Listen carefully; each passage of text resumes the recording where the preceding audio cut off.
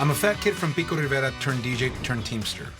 I was looking for my true calling when I finally made a decision to darle la vuelta a la tortilla and follow my family's example. They taught me that dreams can become a reality if you work hard.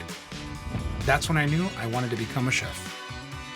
I never thought success was beyond my reach, and I always knew my family would support me in my journey. There's always hints of the memories I had growing up in the food that I cook and the things that I do, from being a forklift driver to becoming a taco truck chef. As I have done from the beginning, I will continue to evolve, to grow, always on the move, always being true to myself and being ultra proud of my roots and heritage. I love my wife, my dogs, my family, and my city. These are all the life ingredients that move me, make me enjoy life, and make me have fun with what I do. I might be further down the road in terms of finding my voice in the food scene, but now I know that anybody can find their own voice if they try hard enough. This is a glimpse into my story, a story of proudness, one dish at a time. Soy Wes Avila, get to know more about what moves me and how to move the world around you. Welcome to my Michelob Ultra Orgulloso session.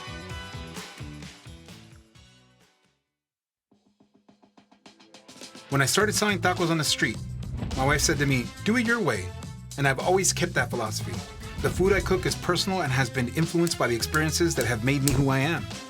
And as I continue to move, I know my food will continue to evolve. Something that can only happen when you embrace your roots. Because when you are proud of who you are and where you come from, inspiration comes naturally. Like it happened to me with my famous sweet potato taco. My childhood growing up in Pico Rivera was kind of typical of Latinos in the area. My dad immigrated from Durango, Mexico in about 1974. He met my mom, I believe, that summer, and they got married in 75. But some of the memories that I have, my dad and the family would do a lot of carne asadas, get the onion and then marinate the grill.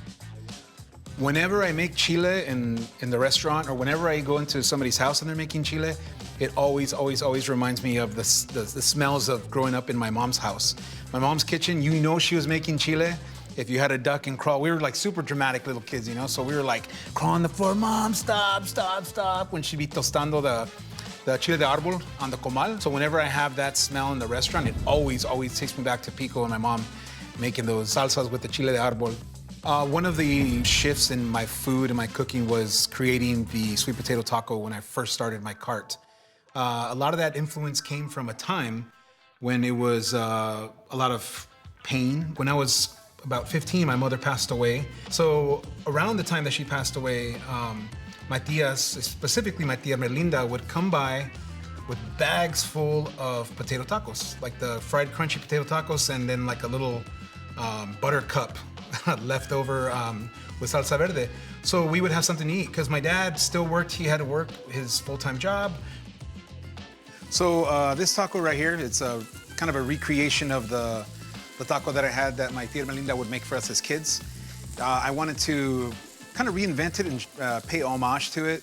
So it was around the holidays in, say, like the end of November, give or take. So I wanted to switch it up a little bit and use sweet potatoes instead of the regular white potatoes.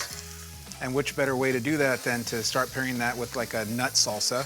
We had just been to Spain like a couple years before that, and we had a romesco that I really enjoyed with roasted scallions. So this is kind of my riff on it. That's why the sauce, you can see it's nice and bright. It's got really nice texture to it. It's the olive oil and almond, guajillo, garlic, habanero, tomatillos, árbol chile, a little red wine vinegar and olive oil. And here's a pop. Yeah, these got nice color. Once you get nice color and caramelization, you want a little bit of bite to it. You don't want these burnt. Anyway, so we're using the butter, as you can see, like a little tortilla with butter. So, in most Mexican households, you'll have it. I use the 2 tortilla method with these specific tortillas because they're a little bit thinner than the kind of heritage corn ones that I normally would be using. But these are great as well.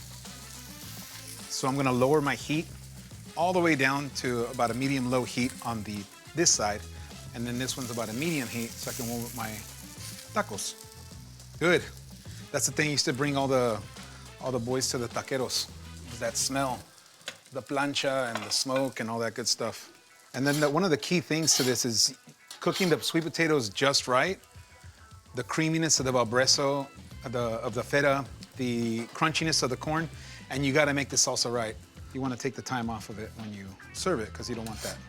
Somebody's like, there's a stick in my taco. It's like, ain't a stick, it's fresh thyme. And then it's all about layering, guys. So next we're gonna do the almond salsa. Look at that, I mean, look at that. After this, we're gonna use feta cheese. You can use any feta cheese. I prefer to use the French feta because it's a lot more mild. It's not super grassy, and it's a little bit creamier. I usually do like the bigger chunks, so you get a nice bite. Next is the fried corn, similar to the snack you can buy at a liquor store. And we finish that with some fresh cut scallions. Here we go. It seems like a simple taco, but if you didn't think of it first, it's like, why would you think that would work together? But it did. I was surprised, and people dig it. So this is the sweet potato taco, guys.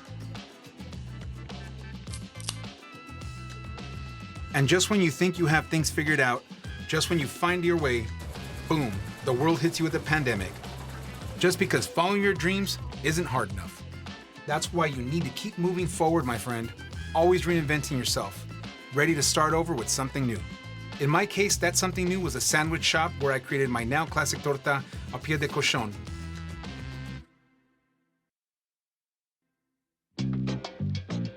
During the pandemic, I decided to open a sandwich shop called Angry Egret Dinette. It's just me, 2 cooks, and a cashier putting out food, old school style, like the early days when I started selling tacos. But this time, I decided to use a new ingredient to make it infallible, my father's advice. In many ways, I am moving forward while embracing my origins, dipping into the work ethics my father instilled into me to open a bootstrap operation that is there for one purpose, to bring beautiful, delicious food to my LA people. The story behind my new place, Angry Egret Dinette, it's pretty unique. After I left my first place, Guerrilla, I felt kind of defeated and tired. It had been a long process. I had been doing tacos for close to 9 years now. And I just needed a break, so I left, and but I needed something to do. And in the middle of COVID, I told my wife Tanya, I was like, hey, if there's something that comes up where it has a patio, it has a takeout window, and it's a relatively good price, I'm gonna jump on it. So, you know, my wife I asked her, I was like, hey, I'm gonna start this thing. She was like, nope, I'm all in, I got your back, let's do it. And I opened in October 26th of last year, so it's been a very bootstrap kind of thing that I'm proud of. I'm like, my dad would be like, if you can't do it, you know, fuck it, let's just do it another way. You learn, you adapt. So now that I have my new shop, Angry Egret, like the things I can focus on now, instead of supervising and managing, it's like I'm actually cooking, so I can focus on what matters the most, and it's the food.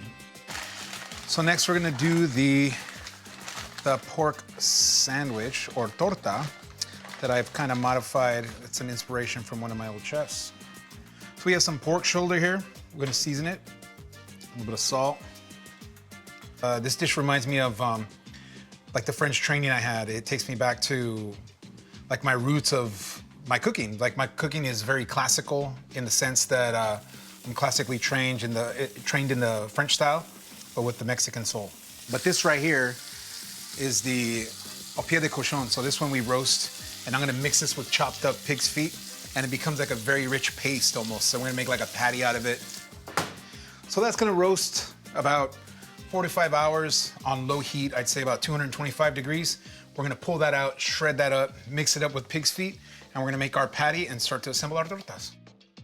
Probably the 3 best keys of advice my dad taught me. He taught me, if you work hard, get your pay, and you do it right. That was one of them. And he also said was, if you do the work, make sure you get paid. And the third one is never take it for granted.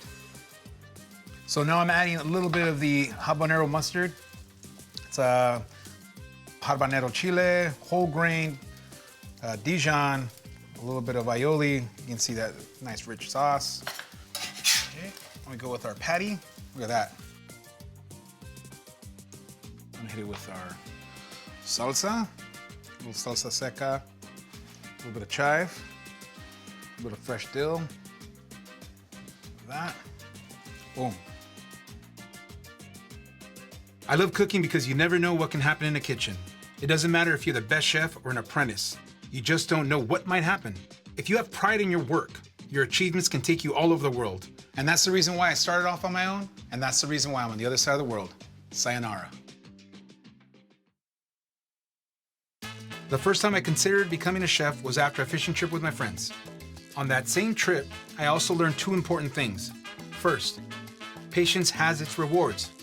And second, fun is always part of the journey. Oh, I'm sorry, I forgot the third one. Always listen to your dad. I have a new project also that kind of started last year. I have a collaboration where I'm a culinary partner with Ace Kyoto. I have a place in Kyoto, Japan called Pio Pico Tacos, named after my elementary school in Pico Rivera. And it's been a really, really great learning experience. I had a realization recently too about some of the stuff that, like how things come full circle. My dad coming from Mexico, coming from Durango, a small town, going to Baja and then coming into Whittier, then Pico Rivera, and settling there and marrying my mom and, having us. It's kind of what's going on right now with my project in Japan is like I'm taking my influence being from my dad's roots and taking that with LA street food and my own training to Kyoto, Japan, and who knows what else that might happen from that chain reaction, from that butterfly attack or the taco effect. It's something that I'm super proud of. No matter what, like the influence that my dad brought, it will live on. It doesn't end with him just coming here and being a blue collar worker and that's it. Like it's me growing up in my mom's kitchen in Pico Rivera, my grandma's kitchen in Durango, tasting food with my wife on our travels. It all comes and it gets filtered in. This is my octopus and chorizo taco. It is sauteed octopus tossed with chorizo, topped with cherry tomatoes, salsa verde, and simple garlic chives. A combination of Japanese, Spanish, and Mexican flavors. So this one we're gonna render off. Okay. I'm gonna add a little bit of extra fat. That's the French cooking, the French technique right there. And then we have the pulpo or octopus. This octopus has been braised already. It's been cooked pretty much al dente. So if you've ever been to Spain, this is a typical dish they'll serve is the pulpo galiciana. And that thing it's a lot more simpler. They just have it with a little bit of olive oil, maybe some Spanish paprika.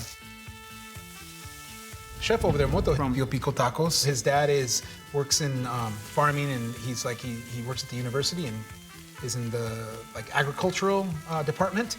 And so they started growing tomatillos, poblanos, serranos, jalapenos, habaneros, all so we can have that kind of indigenous flavor there in Japan with the flavor of their soil. And there's something so rooted in that in my cooking too. It's like you're having the flavors of Los Angeles and Mexico by way of Japan. There's something that gives me chills even thinking about it. It's just kind of surreal to be able to do a project like this in Japan. So we're putting in a little bit of salsa verde. It's like a avocado salsa verde. A little bit of roasted tomatoes. These are just little fire roasted cherry tomatoes. And these are gooseberries. These are basically in the tomatillo family, in the nightshade family. So these have a little husk. But these I'm just gonna serve fresh because when you taste them, it adds some sweetness and some brightness to the bite. They're really, really delicious. Now that is a plate of tacos. But with the seafood, you're not complete until you got the lime. Because no matter how much acid you on it, you'll have somebody, especially somebody in my family, ¿Dónde está el limón, mijo? It's like right here, here's the limón, okay? Sauce, look at that. The thing that I'm most proud of is when I get a letter or words or comments from somebody that's like, Chef, you inspired me to start my place. You inspired me to put my first brisket on and start my barbecue business or flip my first tortilla to do my own tacos and leave the restaurant industry.